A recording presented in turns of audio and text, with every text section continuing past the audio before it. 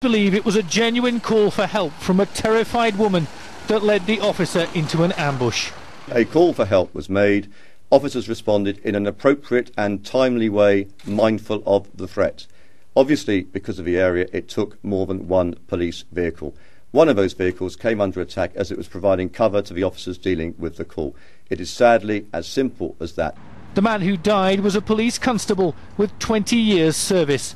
His chief was scathing of his killers. Well, I'm not sure I want to give them any particular credible name. These are criminal psychopaths determined to wreck what 99.9% recurring of people in Northern Ireland want. Tomorrow morning, when I go into work or when I leave work, Northern Ireland will be going about its normal business, protected by police officers. You will see police officers out on the street, protecting communities, dealing with the routine of policing, which we do day in, day out.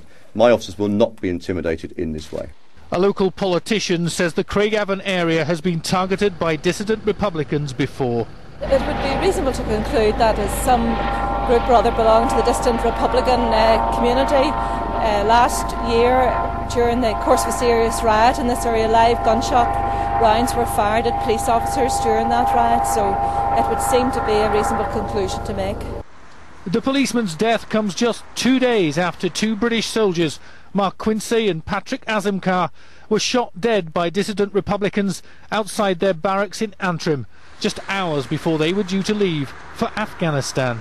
Police won't say whether they believe that the group that murdered the two British soldiers on Saturday night is the same one that killed one of their officers, the first to die on the streets of Northern Ireland for more than a decade. What is clear is that the warning given by the Chief Constable that Northern Ireland was entering its most dangerous period for many years is coming chillingly true. David Bowden, Sky News in Northern Ireland.